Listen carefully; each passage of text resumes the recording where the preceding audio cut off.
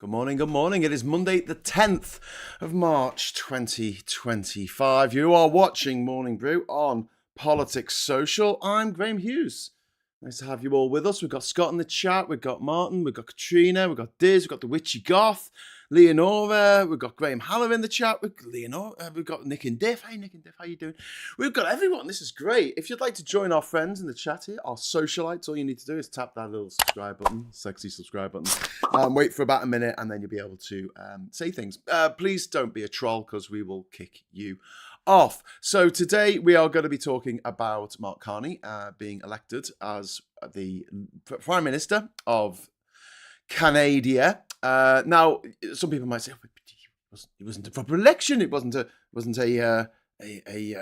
it called? A general election. Yes, because Canada has the same sort of system as we do in the UK, where you become the leader of your party, and if your party's in power at the time, that means you become Prime Minister. That was the mechanism by which Theresa May became Prime Minister. There was the mechanism, by the way, Boris Johnson became Prime Minister. Liz Truss and Rishi Sunak all became Prime Minister without an election. They just were nominated, elected by their party. So the man now leading the charge against America, this Canada's fight back against Trump's economic war, is a guy called Mark Carney. You may recognize that name because his signature has been scrawled on your banknotes for many years. He was the former Bank of England governor who I've respected for a long time because he pushed back against Brexit. He said Brexit would be a bloody disaster. And I said, Mark, I agree. And he said, thanks, Graham. He didn't really, but it would have been nice. But he's vowed to win the trade war and stand up against American aggression. I don't know if you watched his speech last night, but it was brilliant. He kept switching between English and French, which was really cute. But also the fact that he stood up. It was like that bit from Love Actually, where Hugh Grant as the Prime Minister actually tells Billy Bob Thornton to do one. Because, Billy Bob Thornton felt up the secretary that the Prime Minister fancied. Now, what Trump's done is a lot worse than that. He has ruined the lives of millions of Canadians who rely on export trade across the border into America for one way or another. He's destroyed the lives of millions around the world who he's stolen US aid out the mouths of starving children. He's taken away medicine. He's stopped. There's a process by which when women give birth who are HIV positive, there's a way to stop the virus being passed on to the baby. And that hasn't happened now in thousands of cases since Trump stopped US aid just in one fell swoop. And now those children are going to live with HIV for the rest of their lives because of Trump. Not to mention the fact that over the weekend, at least 25 Europeans were slaughtered, civilians slaughtered by Russia with help from Iranian drones from the Middle East, from North Korean soldiers from North Korea, from North African mercenaries, and the same people who have spent the last 100 years whining to anyone who'll listen about the threat coming to our country from refugees from these places, are now mysteriously quiet when it's not the refugees, it's the tyrannical governments working together to murder Europeans, to murder, and I don't want to make this a racist thing, okay? But these are the people in the likes of Farage and the likes of Johnson and these horrible little trolls who like to sit there all day going, oh, don't like people from other countries. White people, white Christian Europeans are being slaughtered by people from other places. And yet they're silent on that matter. They don't say anything. Or they backpedal and say, I never said that that I was in love with Putin. I never said that. And then they run the tape of Nigel Farage saying that he loves Putin, and he's like, "Oh yeah, but that was a few years ago. Things have changed now. I don't love him as much. I mean, I don't love him at all." Nice one, racists. Nice one, bigots. Anyway, Canada is proving through, first of all, Justin Trudeau, from his words, elbows up. And also, it's a term in ice hockey that means get ready for a fight. And now Mark Carney. Could this be the start of a new era of global pushback? I fucking hope so. Anyway, so it's I've respected, like I said, Mark Carney for a long time now, when he warned Britain that Brexit was an economic disaster waiting to happen. And now he's the Prime Minister of Canada. And yes, I know there's a process. He's not technically the Prime Minister quite just yet. It takes a couple of days, but whatever, right? He's the PM presumptive, and we don't have a daft American system where you win an election and then you sit around for 2 months waiting to take power. Trump is attempting to bully America's closest allies, imposing massive punitive tariffs on Canada, the types of tariffs that he's not, or the types of sanctions that he's not prepared to put on his friend Russia. And he's threatening to annex Canada as the 51st state. Keeps saying it. And he says, I'm serious. I'm not even joking. I'm going to do it. I'm going to do it. And Canada is quite rightly standing up and saying, fuck off. Instead of backing down, Canada is well and truly hitting back, both politically and economically. And while the US political establishment, including far too many cowardly Democrats, do nothing to stop Trump, the world is learning that resistance is possible. Trump has never liked Canada. He spent years targeting the country, undermining it, making up his stupid little nicknames because the man's a fucking child. He's openly mocked it, calling it the 51st state and claiming that Canadians would be better under US rule. I don't think so, Trump. Have a look at what's happening in Nebraska. If you want to know the future of America, have a look at Nebraska. $400 million in the hole. They are in a lot of trouble. And actually, no, how much is it? I need to check this. Nebraska debt. There's yeah. Oh, okay. Oh wow, shit. The state debt is projected to be 2.56 billion this year. My God. Yeah, Nebraska's in a lot of trouble. Nebraska, obviously, it's a rosy red state.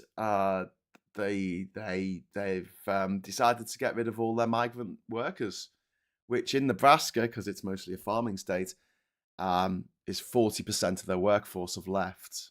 Now, just imagine a town where 40% of the workforce leaves. Now, just extrapolate that over the size of a small country like Nebraska. It's devastating to the Nebraskan economy, and those people who just left, whether they were documented or undocumented, doesn't matter. But, canary in the coal mine and all that, they're in a lot of trouble. But apparently, according to Trump, Canada would do better under US rule. I don't think. US officials have pressured Canadian Conservatives to cooperate, which means accepting Trump's dominance, which hopefully means they will tank in the polls over the next few weeks as Canada rides into an inevitable general election, which has to be held before October, but will probably actually happen in the next month or so. Trump's border czar, Tom Homan, has threatened Canadian officials, promising to bring hell to their cities if they don't comply with mad US demands. The pretext for this being that there's too much fentanyl coming across the border from Canada. Two things with this. It's less than 1% of the illegal fentanyl that gets into America comes from Canada, like hardly any of it at all. I think it was like 60 pounds, as in the weight, 50, 60 pounds over the course of a year. So yeah, hardly anything. I don't think that would even keep, what's his name, Elon Musk going. A man with so much plastic in his face that it's actually suffocating his brain. But yeah, the other thing is that Canada isn't checking its borders enough, and you got to understand that the way it works is stuff gets checked going into Canada by the Canadians, stuff gets checked coming into America by the Americans. It's not up to the Canadian side of things to to have a big customs facility where they check stuff going out of their country. You know, that they'll make sure that people aren't robbing stuff and taking it out. You know what I mean? But aside from that, it's up to the Americans to actually do the physical checks. But somehow it's the Canadians' fault for some reason that this tiny amount of fentanyl has got over the border. Justin Trudeau, in his final weeks as Prime Minister, obviously clearly refused to give in to the Americans or give them any kind of succor whatsoever, which is fantastic. And in one of his final speeches, Trudeau hit back at Trump, saying Canadians are a fair, peaceful people, but when our sovereignty is threatened, we fight. Elbows up, which is a reference to ice hockey fights. Trudeau imposed retaliatory tariffs on US goods, particularly targeting the red states, pledging that Canada would not be bullied. And the unexpected result has been a wave of patriotism surging through Canada. Trump's approval, Jesus, no, he doesn't have much approval at all. Trudeau's approval jumped by 12 points, and the Liberals, who are the Liberal Party, which was on the verge of collapse, it's suddenly become very competitive again, although the Conservatives are still, under Pierre Poilievre, are still ahead in the polls, so they've still got a fight on their hands. But Mark Carney came out of the trap just absolutely raging for blood as far as he was concerned with what Trump is doing. So Carney's background, obviously, he was the former Bank of England. He was the former governor of the Bank of Canada, actually, before he was the governor of the Bank of England. He predicted the 2008 financial crash and helped stabilise the UK economy after Brexit. He, more than anybody else, in my opinion, made it so that we didn't go into a full-on, not just recession, but depression after the Brexit vote. He put measures in place to keep our economy stable, as stable as possible. Obviously, on our economy flatlined as a result of the Tories' ABCTs, that's austerity, Brexit, COVID, and Truss. But the fact that it didn't go into major negative territory is pretty much 100% down to Mark Carney. It's not down to Cameron, who fucking left, who pissed off, whistling, humming to himself. It's like, oh, sorry, we lost that election, that referendum. Never mind. And then before Liz Truss, what's her name? Theresa May. Theresa May didn't do it, and none of her morons that are in her cabinet at the time did it. It was Mark Carney who did that, and we should be eternally grateful for him for doing that. Mitigate some of the worst aspects of the worst outcomes of Brexit. He's a strong advocate for climate action, for global financial security, and for trade fairness. But he has zero political experience. He's never held elected office before. That's not stopped other people doing, rather well when it comes to getting themselves into positions of power, like, Trump.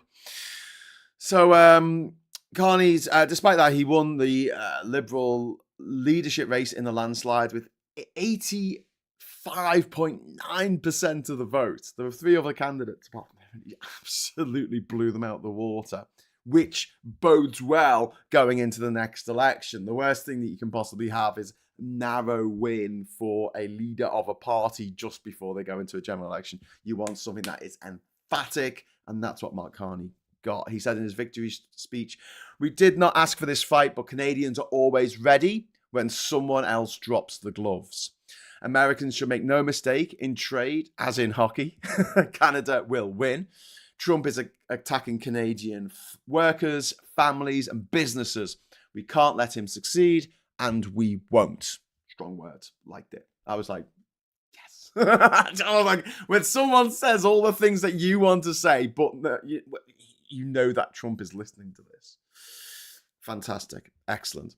So his key policies from Carney so far is going to keep retaliatory tariffs on US imports until, in his words, the Americans show us some respect. He's going to secure trade deals with Europe, thank you, and Asia, and reduce dependence on the US. Massive investment in Canadian industry. That's infrastructure, green energy, and resource development, and get border security going, and to ensure Canada controls its own borders without America's interference. So there, yeah, it's all good. This is a very nice. Someone's saying, morning, yawn. Are you saying I'm boring, Pete's me? Am I boring you? I'm going back to bed. Bye. Sorry, you're saying yawn because you've just woken up. Okay, I'll let you off. This once.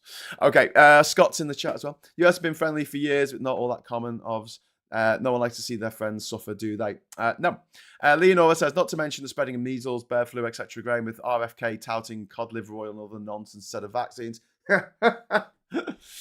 Snake oil. Literally snake oil. Hey, something else that was in the news this morning that just made me chuckle is that, it didn't make me chuckle. It made me very, very sad.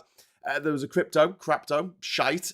Don't fall for crapto. It's bollocks, right? It's absolute bollocks. All you do is you lose all your money and you give it to these tech billionaires in California or some kids in North Korea who stole $1.5 billion worth of Bitcoin shite or crypto shite. It wasn't Bitcoin. It was another one. And are now trying to convert it into real money. The converter's $300 million so far, and all that money is going to go towards the tyrannical regime in North Korea, which is propping up the tyrannical regime in Russia, which is dropping drones and dropping bombs from drones on civilians in Europe. Yeah, great crapto. Let's put all our money into crapto. It's so secure. Just saying. So what happens next? This is the question. So does Trump double down on Canada? Trump is a thin-skinned egomaniac, so the fact that Carney is fighting back will probably enrage him. Expect more tariffs, economic pressure, and political interference. US corporations may try to punish Canada by moving factories or cutting investments. And will Trump's attempt direct political interference in Canada's elections, which is possible, especially if his allies in Canada's Conservative Party align with him. So here's the thing for the Conservative Party in Canada, and Conservatives are see you next Tuesday. There's complete C units across the world, wherever they are, wherever they pop up, for various reasons. If they do align themselves with Trump, they'll lose votes. But if they also align themselves with Trump, they will also gain the support of all the big tech giants who can then feed bullshit to the people of Canada and make them believe it. Now, what Mark Carney can do as Prime Minister very quickly before an election is clamp down on fake news, clamp down on these social media sites, pumping out garbage, and make it so we can sue them. We can sue these sites for fucking up our lives. That's what Canada needs to do. And if they continue to publish their shit in Canada, they're not beholden to US laws. They're not beholden to the US, laws on what you can put on the internet. Canada can make its own laws. And if you put pro-Trump bullshit on the internet, you can be sued for libel, slander, defamation of character, whatever you fucking want. Make it strong. Make it work. And that way, you absolutely neuter the other side, because the only way that the other side can win, as we saw through Brexit, as we saw through Trump's first and second wins, is by lying, is by having the backing of Russia and loads of money, loads of all the tech people getting on side and lying through your teeth. And then obviously there's another scenario, or perhaps a parallel scenario, in which others take Canada's side. France and Germany have already hinted at economic cooperation with Canada. If Europe and Canada form a strong trade bloc, it could blunt Trump's impact. Don't forget, there's only 40 million people living in Canada. And so America's hold over the country isn't as vast as it otherwise would be if Canada was a much bigger country and completely relied on America for energy. The mad thing is that America really does rely on Canada for a lot of its energy, although America does drill a lot of its own oil. The oil that it drills, most of it now, is quite light oil, whereas the stuff coming from the tar sands and all that shit from Canada is quite heavy, sort of bunker crude oil. And American refineries are set up oil refineries are set up to deal with very heavy oil, very heavy bunker crude oil, not that lighter stuff that they have in America. So they are reliant on imports for their energy needs from Canada. There is 1.5 million homes that get their electricity in America. They get their electricity from Canada, and the Premier of Ontario was threatened to turn the switch off. And he said he'll smile as he did it. China and Mexico might also join in. If Mexico faces US tariffs next, they might retaliate, creating an even bigger economic war. And Trump could get himself into a right old pickle, a major international mess, because trade makes the world go round. The reason why America is so wealthy is because of all the trade it does, because it owns all the companies that we think that we need to use for everyday life. But the reality is there are always, pretty much always, alternatives that we can use instead. The other thing is that all oil around the world is traded in dollars. So you need to understand that if someone from, say, the Netherlands wants to buy oil from someone from Angola or a company from Angola, they pay in dollars. If someone from China wants to buy some oil from Saudi Arabia, they pay in dollars. That's the way it's done until now. And now countries are looking to other currencies to use dollars.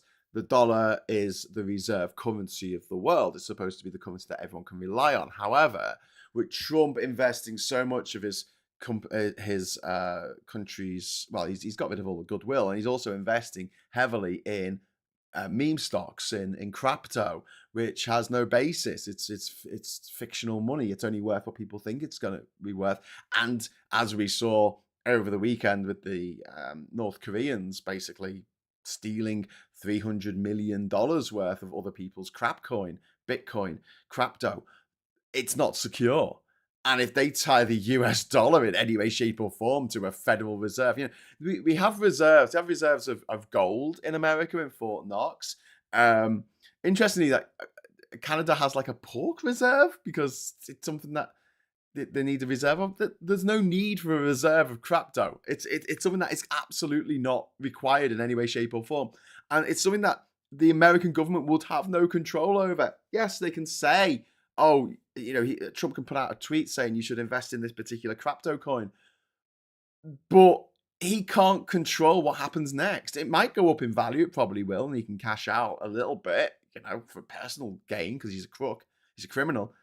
But in the long term, it's not a secure thing to base your economy on, as El Salvador can tell you. Look at what happened with El Salvador and crypto about 10 bloody years ago. God. Time flies. They tried it and it failed miserably because you can't control the price of it. The reason why we moved off the gold standard, we couldn't control the price of gold on the international market. Papua New Guinea could. South Africa could. They had gold mines. We didn't have gold mines. Them ramping up production took down the price of gold. And so our economy was worth less because they were mining more gold in countries that had gold. We haven't had gold in this country since the fucking Romans. That's why we don't have the gold standard, even though some daft old boomer dickheads go, oh, we should go back to the gold standard. They don't really understand how the world works, which I can say a lot about, says a lot about their attitudes towards Brexit and stuff. Hashtag not all boomers. Obviously, I'm talking about the ones who voted for Brexit and for Boris Johnson and would vote for Trump, given half the chance. So, the next scenario that I was thinking is that Carney's going to have to call a general election soon. It'll likely be within the next few months, and the election will determine Canada's future. Carney, with the Liberals, will campaign on fighting Trump, whereas Pierre Poilievre, who's the leader of the Conservative Party over there, will probably, he's already spoken warm words about Trump. He's appeared on far-right podcasts. He's an innate Trumper. He will align with Trump. If the Trump's allies win, there's a very good chance that Canada could fall under US control politically. Poilievre will, in my view, he will gift wrap up Canada and hand it to Trump on a silver platter. So it's a choice facing Canadians. Do they want to stay a proud, independent, sovereign nation, or do they want to sacrifice themselves on the altar of MAGA and say, yes, please, MAGA people, come over here and spread your lunacy and your germs? Yep, we could do with some more measles up in Canada because, we don't think that it's a good idea to vaccinate our children because we don't want them to live or not be deaf or blind.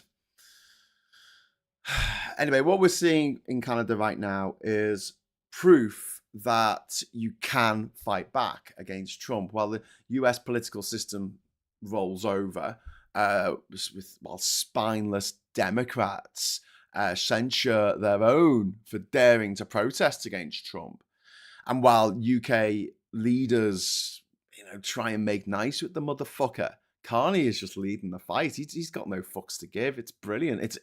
It's a joy to watch. It gives me hope. It really does give me hope to see Canada just say, no, fuck off. I'm not playing your fucking games, mate. I'm not dancing around this. I'm not going to be all diplomatic and shit. You're not being diplomatic. You don't negotiate with a tiger when your head is in its mouth. End of. This is a crucial moment in history. If Canada resists Trump successfully, it will set a precedent for the rest of the world. But if Trump steamrolls Canada, what message does that send to Europe, the UK, to democracy itself? So I'm all for supporting Canada. Hopefully, I might be going back there later in the year. I've been invited to go over. Obviously, it's not something I could afford myself, but I'm really grateful for the fact that I have friends over there who seem to want me to come visit. So yeah, I might be doing some more mystery brews in the future. Did I ever explain why the mystery brew was I couldn't tell you where I was in the world? I'd been invited over as a surprise guest at a friend's birthday party, and if I said I was in Canada because I was there a few days before the party, he would have found out that I was going to be at the party. So I had to go, well, I don't know where I am. Anyway. So what do you think? What do you think of all this? Let's get into the chat. We've got Anne Phillips. I dropped out of an Open University course on economics because I couldn't get my head around it. Seemed it was all made up as one went along. Turns out I was right. You were absolutely right, Anne Phillips. It is absolutely made up as people go along. Economics is, in my opinion, right, and this isn't, for everyone, it's a worthy subject to study, and I do understand that. I think it's worthier than studying religion necessarily. However, I've got to say that the fact that we give a Nobel Prize for economics is bollocks. It is absolute bollocks on toast, and it really winds me up. And I'm sure that Alfred Nobel is turning in his grave at the prospect that they're giving awards that only started in the 1960s because the bankers in Switzerland, in Sweden, who bankroll the awards or something, they said, oh no, you've got to have an award for bankers for doing what? For banking. Okay. Anyway, sorry, I seem to have a hair on my face somewhere, and it's tickling my nose, and it's driving me up the bloody wall. Sorry. It's all a bit too real. Makeup. What the hell? Why have I got? Do you know what? It's my fucking beard. I've got to have a shave. I'm way too beardy at the moment. Anne says Canadians were miffed with Liberals because the economy was bad. Didn't seem to realise that voting for populist right is right opposite the solution to its economic woes. Hope they are triggered. Well, yeah. UK Medsy says, I've changed my TikTok to the politics social, mate. I just need to start sorting out the content properly this week when I return home from working away. Thank you, sir. Thank you very much. UK Medsy there, who is taking over the politics social TikToking. So he's going to take clips from these shows and other shows that I do on the channel and put them onto TikTok to get more people to watch Politics Social over here. So we might get an influx of new people coming along. Oh, thank you. Katrina Tam has put £10 in the Super Chat fund. Thank you so much, Katrina. Morning, Graham. Joining late again. Canada's Liberals have gained a huge upswing in polls since Trump's bullshit. It seems to me that people with higher intelligence also have higher empathy. Yeah. And there was a video that someone put together. It was quite interesting, and it was about empathy. There was a great quote that said they were looking at the nature of evil, and they said that the what we regard as evil goes hand in hand with with a lack of empathy. That is what allows people to do evil shit. And they went through all these quotes through time, going back to Confucius and to going back to Socrates, Plato, Aristotle, etc. And talking about this has been identified time and time again. Trump has no empathy. And the people who vote for Trump seemingly have no empathy either. They don't care that Trump is enabling the Russians to come and murder us Europeans, like drop bombs on our cities, to rape our women, to kidnap our children. That's what the Russians have done. They've kidnapped at least 20,000 children from Ukraine who are now being probably sexually abused in Russia. And the international community has done fuck all about it. I would like to see us do way more. If it was up to me, as I've said before, I would just start dropping bombs on the front lines from our bombers and just say it wasn't us. Just say, no, it wasn't us. Yeah, but we saw you. No, it wasn't us. I've seen someone else. But did you piss off the North Koreans? Did you piss off the Iranians? Did you not pay them for the arms and the mercenaries and the drones they've given you? Oh, okay. Maybe they came to get you. I don't know. Anyway, thank you very much for the super chat, Katrina. I didn't know if I pressed the super chat button, but I've pressed it now, so all good. You have hair on your face. How do I put this? Oh, man, it's just there's like a little hair that just keeps rubbing against the side of my nose as I'm talking. It's driving me mad. I hate having a beard. It's like having shredded wheat stuck to your face with like wood glue. It's awful. I don't know why people do it. I've only got a beard because I just haven't shaved. It's not like a fashion statement or anything. Chris C, we need to drastically introduce tougher measures, tougher media reforms, which include social media platforms with severe consequences for breaking rules. Yeah, absolutely. Leonora says, I think the difference is the Canadian government are expressing economic support for those affected by boycotting American goods and trade. Absolutely. Audrey White, morning all. Sorry, late again. I don't seem to get notifications after joining Patreon. Sorry, Audrey. I need to send you notifications. If you're a subscriber to the channel and you click on the bell notification icon, it should give you a notification through YouTube. I don't know if it does it through Patreon. But yes. Grant says that's not even a question for Canadians. Lol. There will be no more rebate pricing on resources and products going to the US. Yeah, absolutely. And Frank says Canada has already taken action against social media platforms. If you try to click on a news link on an SNS in Canada, it will tell you that media laws prevent access to the link. Oh, brilliant. All good stuff. Social media should have shut down a month before any election, says Lucy Willis. That's a good idea. That's a very good idea. Okay, so we're going to go to the papers for a minute because there's something that I want to talk about next about what's happening with cutting down red tape. Okay, so red tape. The reason why I was a bit late starting this morning, I was ready. I got everything queued up, the intro sequence and everything, and I realized I didn't have a pen. So I had to run to the kitchen and try and find a fucking pen. And when you pick up a pen, it doesn't work. And I'm like, I'm late. Anyway, I've got a pen now. It's all good. Right. Okay. So we'll have a look at the papers. We've got the Times, the Murdoch rag.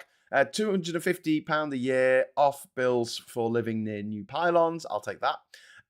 We should avoid avocados. Avers Tish March. The avocado has had a tough few years. Now the fruit is confirmed enemy in Britain's most famous gardener. Whatever. Britain coaches Ukrainians before peace talks with US officials. These are peace talks that are going to take place in Saudi Arabia.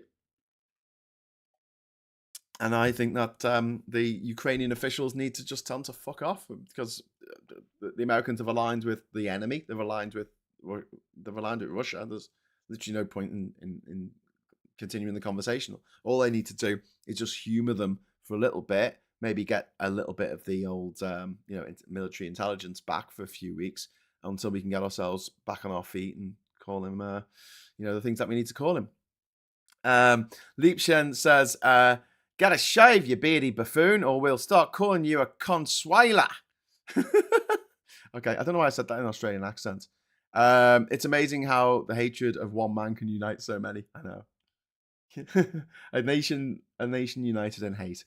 Audrey says, hi Anne, it's very odd. I cannot join YouTube as hubby bought me the iPad, so his CC can't do super chats. Yeah, this is a weird thing that's happened because on an iPad, Apple wants to take 30% of everything. So, but with a super chat, Google already take a big chunk. So essentially, like it left to their own devices. If you gave me a tenner in a super chat, I'd only get £4. and the big tech companies would get £6 of that when you're trying to get the money to me. Now, look, I don't have a problem with some of the money going to YouTube, because the way I look at it is like, there's 200 people watching this, right? If I had an auditorium with 200 people, you watching me on stage talking, I would expect that the venue would want to cut, right? If we sold some tickets, I would assume that they would want a cut of that, and that's what this is. It's my stage, it's my platform. So I get that. Giving money to Apple for doing fuck all, no. So a way around that might be on your iPad, if you, instead of using the Google app, if you go on to the website, youtube.com, don't let it go to the app, and then watch it through your browser on the website on the browser. And that's another way of doing it. In fact, if you get, I don't know which browser it is, and someone in the chat might be able to tell me, but there's a particular browser that you can use and watch YouTube videos. And what you can do is actually, you know, when you can make the picture appear on other stuff, so you can be on your phone doing Wordle or something, and you can have the video still coming up. You can't do that on YouTube unless you pay YouTube £10 a month or whatever it is for the privilege. But there is a free way. There's a workaround to do it. If people in the chat know what that workaround is, but essentially you go into YouTube using a different browser, and that will allow you to do that, and also might allow you to join the channel. I know that we've had trouble. Ivan's had trouble joining the channel, and it will also allow you to give super chats if it's not preventing you through your iPad or whatever. God, Apple drives me up the wall. It's like I always refer to it as like a child that won't eat its greens. It's like, come on, you've done this for years. Open this file. It's like, nope, I'm not eating that. Nope. No. No, you know how to open PDFs. Come on, Apple. You've done this before. No, I'll open it if someone emails it to you. Okay. But I have these PDFs here. I need these PDFs. I need to get into these PDFs on this iPhone, right? That's been given to me by my employers at Lonely Planet, and it has all of the Lonely Planet books on. It's got 200 Lonely Planet books in PDF form on this phone. I need to be able to open those PDFs. Well, then you're going to have to pay. You're going to have to pay for those for a PDF reader. Fucking hell. Okay, how much is it? It's $2. Got to pay $2 for the PDF reader. Well, I can't read those PDFs. What are they? Well, I don't even know what they are. How come you can read them if they're emailed to me? You can open them fine, but if I'm trying to get them off the files on the actual phone. No, you need to plug it into iTunes, and then you need to download this app to allow yourself to read the PDF. It'll be $2. Okay, so I'll plug it into iTunes. And what does it do?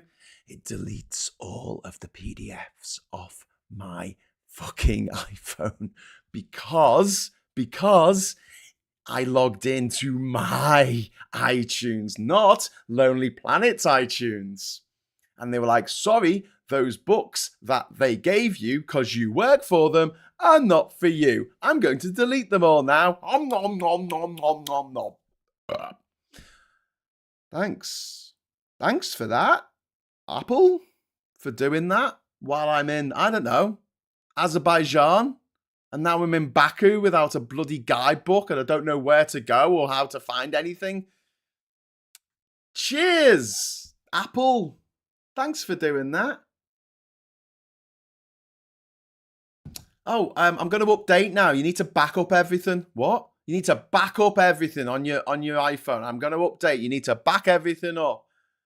I don't have an Apple product. I can't plug this into a computer. You won't let me. Oh well, you know, you need to find someone with an Apple laptop, and then you plug. Okay, plug it in. How long is this going to take? About 8 hours. Are you kidding me? Yeah, we're going to back it all up. It's going to take about 8 hours, but then you'll be able to upgrade your iPhone. Right. Wait 8 hours. Maybe go and have a little sleep. Wake up. Backup complete. Oh, fantastic. Unplug your phone. Do you want to update? Yes, I'll update.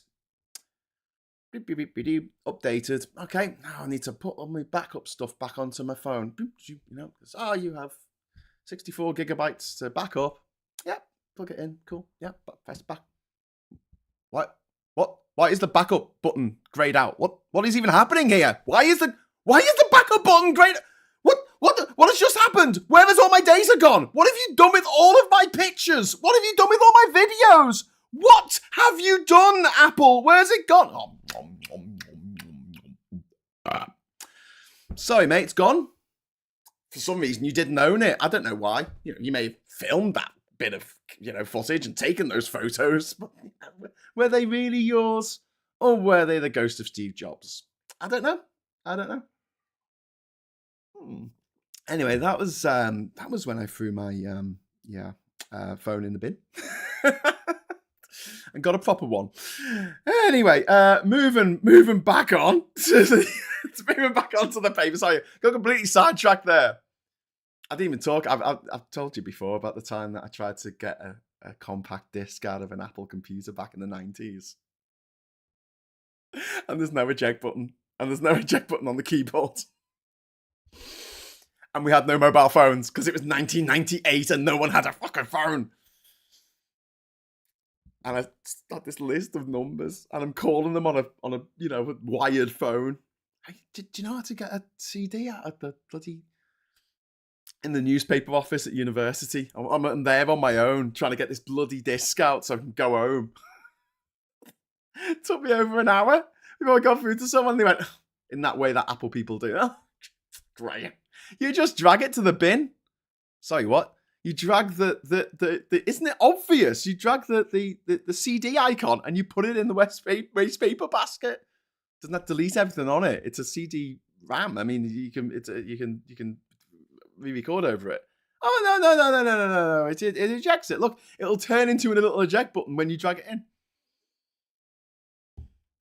Oh, mate. I could say don't get me started, but I already have. I have no idea what your PDF issue is. I don't pay for PDF on iPhone. It just opens. Yes, Nick and Dick. This was 15 years ago. Windows keeps asking me to sign up for cloud backup. I have no idea what my password is. Ask for reset link never arrives. Oh, yeah. I'm still using Windows 10. I haven't moved up to Windows 11 because it's shit. Also hating out Microsoft is forcing me to upgrade my computer as my current one doesn't support Windows 11 and they're stopping support with Windows 10 in September. I think they're going to dial back on that. They better have because I'm still using Windows 10. I hate Windows 11 because it won't let me have. At the bottom of my screen here, I've got different tabs, for different pages. So on Google, on Google Chrome. So I have my feed, so I know that I'm going out live. I also have on another page, I have my notes, and then another page, I have another window. I have the papers that you can see here, right? And I need to be able to switch through those three things as I'm going through the show. And with Windows 11, it groups them all. And you've got to put the mouse over and hover and then go to the one that you want out the three. And when you do that, it makes this disappear. It's so shit. Just that little one thing, like, I don't want to group windows of the same, thing. And what I've resorted to in the past with Windows 11 is having one window that's Chrome, one window that's Mozilla Firefox, and one window that's Microsoft Edge, just so I've got three different things I can press at the bottom of the screen quickly while I'm presenting. Because for something that should take one click, when it takes 7 clicks, you're going to piss me off. Don't even get me started on Adobe. Do not get me started on Adobe. Adobe One Kenobi. Update the Force, Luke. This show and a different bias is my reminder that there is compassionate, intelligent people in the world despite the narratives. Keeps me grounded while everything else catches fire. Oh, thanks, UK Med. See, well, while I'm going on one about Apple and Microsoft and Adobe, some people are feeling the love. Nick and Div says, I use Dropbox, iCloud, Time Machine, and physical media backup. Next step is a slave to the physical drive. I back up everything. I've got copies of everything I've done for the last 25 years. I've got copies here and I've got copies in Liverpool as well. So, barring some massive catastrophe, and all of my videos that I currently have from my travels around the world are online. Like they're set to private, obviously, but they are. available for me in the future. The only thing is, it sort of downgrades the quality when you put it online. It's not as because it crunches it down a bit. Anyway, let's get back to the papers, because this is what we're supposed to be talking about. Pandemics dead mourned. This is the front cover of the Mirror here. This is the COVID Day remembrance yesterday, where we remembered the 230,000 people that were killed by COVID in this country. And just to put that into context, in Japan, which has nearly twice the population of the UK, twice the population density of the UK, which is an island off the edge of a massive continent, just like the UK, or a very well-populated continent at least. And they had 75,000 deaths. We had 3 times that, more than 3 times that, because the people in charge are inept, and that ineptitude cost the lives of hundreds of thousands of British people who didn't need to be dead if it wasn't for the incompetence of the Tories. And what were they doing? What was their number one priority? Was it you? Was it me? Was it your nan? No. It was to have a party. They spent all week organising the party for the end of the week, when they should have been protecting the nation. They should have shut down the airports. They didn't. They should have stopped Cheltenham going ahead. They didn't. They should have stopped that football match going ahead in Liverpool. They didn't. I mean, there's a level of incompetence that leads to death, and that's why we have manslaughter laws in this country. If you're that incompetent, don't put yourself in a position. Don't put yourself in that position if you are not competent enough to do that job. And Matt Hancock, Boris Johnson, Michael Gove, Dominic Cummings, they should all be in jail for the rest of their lives. For the rest of their lives. They shouldn't be running around advising Elon Musk, like it seems that Dominic Cummings is, telling him who Jess Phillips is, like he would know otherwise. Anyway, so the nation has remembered the victims of COVID-19 5 years after the pandemic began. Is there the I newspaper? Ministers want to freeze out NIMBY groups to end nonsense planning delays. Yeah. So I want to talk about this a little bit more, because I find this really interesting. And there was a piece done by a writer for the New York Times, I think it was, which was posted yesterday. And he talked about how the Democrats couldn't get anything done because they had created health and safety rules and regulations, making sure that everyone gets to have a say. And therefore, he gave the example of high-speed rail in California, and this got me thinking about HS2 and the troubles that we have putting wind turbines up or putting up pylons or whatever, right? And it's a trap. What happens with us liberals is that we want everyone to be able to have their say. We believe in democracy. We believe that people should be able to voice their opinions about stuff, right? But as a result of that, that is then used and weaponized by the right to make sure that nothing gets done under a liberal government. They make it so that when planning permission is sought for a project, they're the people, they're the NIMBYs fighting it every step of the way, using the tools that have been given to them by liberals to protect their health, to protect their safety, protect X, Y, Z. They will maximize the use of those tools given to them by the liberals to further their conservative agenda, which is don't let the liberals achieve anything because they believe in too much government, and then the false equivalence is the Tories, the MAGAs, the scumbags, the Conservatives of the world will come in and destroy government because we get rid of it. It's not working. It's clearly not working. Yeah, it's not working because instead of using these tools to make something and make it safe or whatever, the process gets gummed up by conservatives. Now you can look at Elon Musk's intervention on high-speed rail in California, saying he's going to have a hyperloop system, which is bullshit from top to bottom, left to right. It would never work. It's never worked anywhere. We have conventional railways. We've had high-speed railways since 1959. In other countries, Japan started it with the bullet train, and then obviously we have high-speed rail across Spain. So this and across Europe, we've got high speed 1, I guess, in the UK, going from St Pancras down to the Channel Tunnel. And then you've also got the fact that in the last sort of 15, 20 years, America has failed to build 500 miles worth of high-speed rail between San Francisco and LA. Meanwhile, China has built over 26,000 miles of rail track. I mean, the difference is huge. Why? Because China is an autocracy. It can ram through its designs of what it wants to do.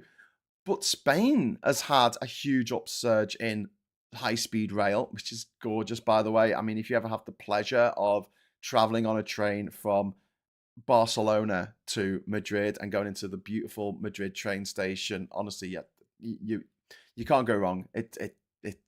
It's really, really, really impressive what they've done. But they're a democracy.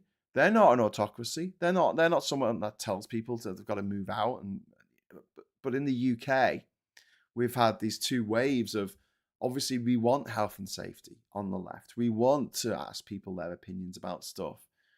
But we've got to a point now where we become absolutely immobilized by the right using these tools against us, using these tools to stop anything being built, any new wind farms, any new infrastructure for the electricity, any new high-speed rail, any green initiatives, anything that they don't like the look of. They will use every trick in the book, which the liberals have given them, to stop it from happening. So we need to learn from what's happened in America. And I think that our Labour Party, although I'm not happy with them over several things that they're doing at the moment, this is one thing that I can totally 100% get on board with them with. Fuck the NIMBYs. I'm sorry, just fuck off. You live in a society that has to plan for its future and the future of our children and our grandchildren.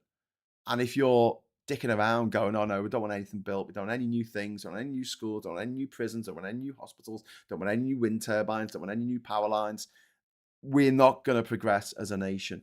We're coming up to 70 million people in this country now in a population. And as we all know, our population is getting older and older, and we need the facilities there to look after them. But that means that we, the working age population, need to be more productive. That's the way economies work. For every without mass immigration, we're going to have a situation where for every one old person, there's like 0.5 young people to look after them. I mean, it's not great. So yeah, this is a good thing that Labour are doing, and I really, really support it. Get rid of the NIMBY groups. These are quangos that have been set up to basically block any planning.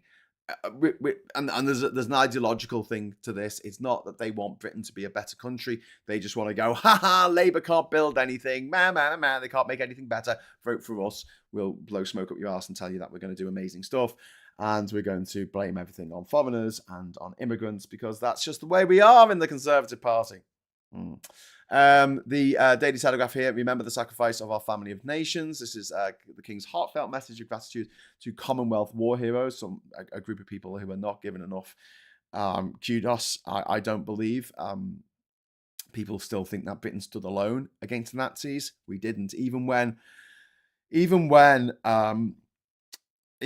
America was not in the war, we were not standing alone. We were backed by the Commonwealth. We were backed by Canada. We had supplies coming across from Canada, Canadian soldiers fighting alongside ours. We were backed by South Africa, by Australia, by New Zealand, by all the countries, nearly all the countries that are now part of our Commonwealth, backed us in that war. We were backed by India, which didn't do them any favors because it ended in the Bengal famine, in which millions of people fucking died. We can't forget these things. We can't forget the sacrifices these countries made, sometimes against their will, to help us. And I think it's glossed over far too many times when we talk about the war, considering this country is obsessed with the fucking Second World War. To be honest with you, I'm getting a bit sick of hearing about it. I really am. If you're not going to learn the lessons, stop going on about it. That's it. If you're not going to learn the lessons of World War II, I want you to stop talking about World War II, Mr. Spitfire Pajamas. All right? Because if you're going to go on and on about how great World War II was and how great it was we beat the Nazis, and then you go out and vote for Nazis, yeah, I don't think you learnt the lesson of World War II. It wasn't a football match. It wasn't a cricket match. It wasn't the World Cup. It was a horrible, horrible time of human existence in which millions of innocent people died. for no reason other than the arrogance of one supremely narcissistic psychopath called Adolf Hitler. So, but it could be worse. You could have a narcissistic psychopath in charge of America. Oh, woke RAF is running out of Top Gun pilots. Unlawful diversity drive jeopardizes PM's pledge to put jets in the sky over Ukraine. Fuck off, Daily Mail. Yeah, DEI is the reason why we're not fighting back against Russia. It's all DEI's fault. Michael Sheen up here on poverty, passion, and his war on debt. There's a Dispatches Tonight, Channel 4, that I suggest you watch, and in which he does John Oliver, and he buys up £1 million worth of debt for 100,000 for the people of Port Talbot in Wales, and he scraps the debt because you can buy these debts, these bad debts, with pennies on the pound. And that's what these horrific debt companies do. This is how they make their money, through desperate people who take a small loan and end up paying 10 times as much back. Back to the papers. Prisons to get 100 more cells in case summer riots happen again. We've got sextortion criminals targeting 11-year-olds. This is to do with these horrible incidences where an older person will pretend to be a kid, get the confidence of another kid on Snapchat or on WhatsApp or on some other app, and they will get the kids to send them pictures of themselves naked, and then they'll say, haha, I'm not really another kid, you must pay me £500, or I will send this to everyone on your friend list in this group, and as a result of that, the kid will go and try and rob their parents of the money. It's a horrific situation that kids find themselves in. Kids need to know that these scams exist, but also comes back to my plea to the powers that be. I don't know if anyone's listening, to make it law that we have two types of phone. We have phones for kids that can't be jailbroken. You cannot. They are hardwired to only allow apps that are applicable to kids. And then we have Facebook Junior. Not that kids use Facebook, but we have Snapchat Junior. We have WhatsApp Junior with loads more restrictions on what can be sent and who can be involved in those conversations. A lot more access for parents as well, so they can make sure that they're monitoring their child's social media use correctly. Patrick says, avoid anything by Apple. Yeah, that's my motto. Apple, rotten to the core.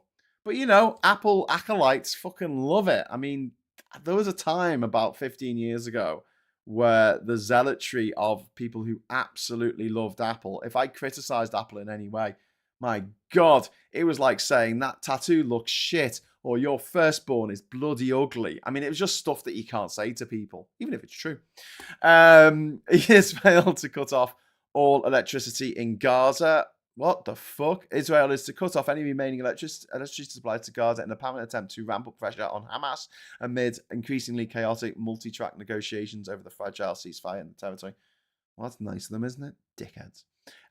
Trump gets the hump. President not special. Sulky orange man baby Donald Trump moans that he doesn't feel so special since President Zelensky beat him to meeting King Charles.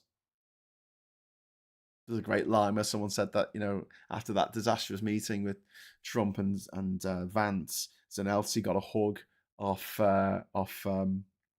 PM Starmer, and someone pointing out that for the British to show emotion, things must be bad. Daily Telegraph here. Trump, Ukraine may not survive. Well, we'll just fucking Trump now. This is a guy who is a, registered paedophile. Harlequin chic. They've got some pictures of some women for some reason. Then we've got Labour MPs revolt over benefits cut, which could be coming up, but I mean, they've got a majority of 200. I don't think they're going to sweat too much over it. PM pays diversity hires more than other senior managers. Oh, fuck off. Fuck off. This is the story. So over the weekend, the chairman of the BBC did an interview for Radio 4 or something. And in it, he talked about the fact that they need more working class Northerners working for the BBC because it's dominated by rich PSM hires, private school mafia, Nepo babies. It's absolutely dominated. Go and have a look at privateschoolmafia.com. You watch it TV. You can watch the BBC all day and all night and barely see anyone who worked in who went to a comp. Barely see anyone. Not presenting a show, not being the main actor in a role, not making the news, not presenting the news. They're all private school mafia hires, and and the Daily Tory graph, the one that always whinges about VAT on schools, which has not had any effect, by the way. The stats are out. Not had any effect at all, just like we said it wouldn't. There's been no downturn in the number of kids going to private schools because the cost of private schools doubled in the last few years, and kids still go to private schools because it's an investment their parents make to make sure that their stupid little meth of a child still manages to get a really, really good, well-paid, fun job.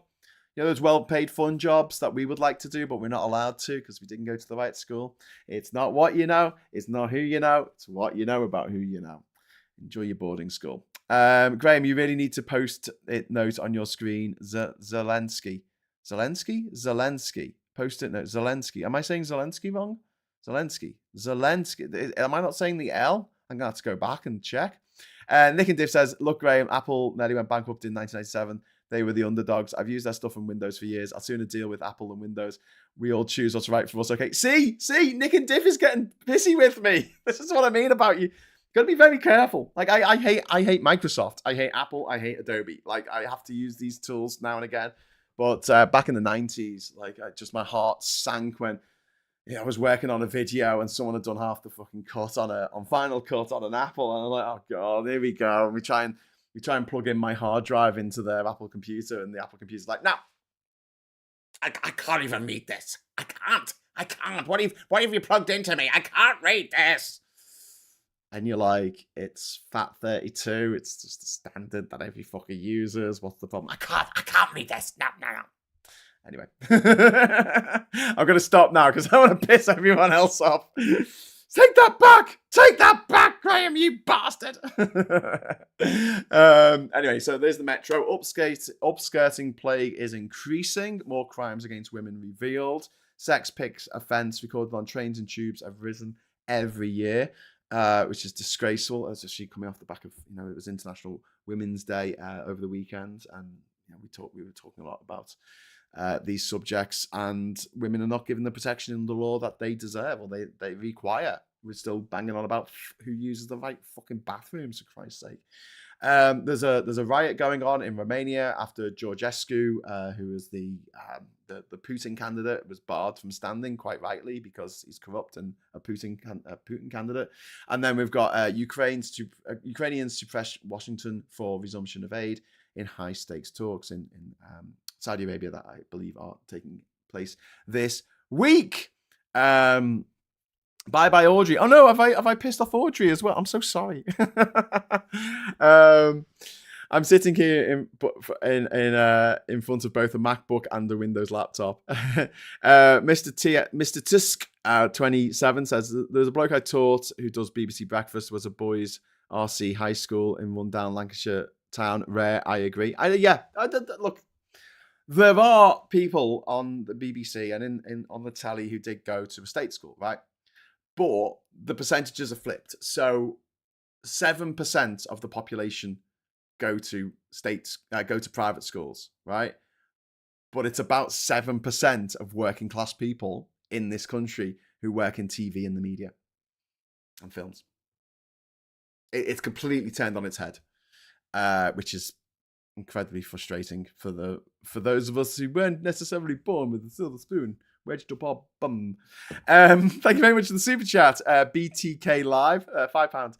YouTube won't let me post links. Everyone, please Google Rejoin EU petition and click the first results. Please share with everyone. I'm gonna. Do you know what? I'm gonna do that myself. I've got it. If I start typing in pet, as in Alfreda's aim pet, the petition comes up. There's the link. I can put links in. So after the show, I'm going to wrap up in a moment. We've got 6 minutes past 10. I was having such a good time. Lost track of the time. You need to go and watch James O'Brien or listen to James O'Brien and see what he's got to say about all this. I think he's probably a big fan of Marconi as well. So anyway, yeah, back to Mark Carney. That was the whole topic of the day. Mark Carney's thrown down the gauntlet. Canada is not the 51st state, and it will never be. Yes, that's what we want to hear. So, stay angry, stay informed. And I'll see you tonight when I'll be back with Stateside, with me and Mikey Famine, possibly going toe-to-toe over what Trump's doing and the lack of any kind of resistance or rebellion against Trump. Do they just sit back and let it fail? Do they let the incompetence do what incompetence always does and result in people getting more and more pissed off? You see, because Musk and Trump have painted a huge target on their backs, and when you leave millions of people with nothing left to lose, you've got millions of people with nothing left to lose who blame you for what's happened to them. And you will spend the rest of your life looking over your shoulder. And I'm thankful that's not me, because that's a shit way to have to live. But they made their bed. Now they've got to lie in it. The news agents, I think, did a great interview with Mark Carney a year ago. I'll have to check that out. I'm particularly amused by Trump being upset about the King meeting Zelensky. What a crybaby. I know, it's funny, isn't it?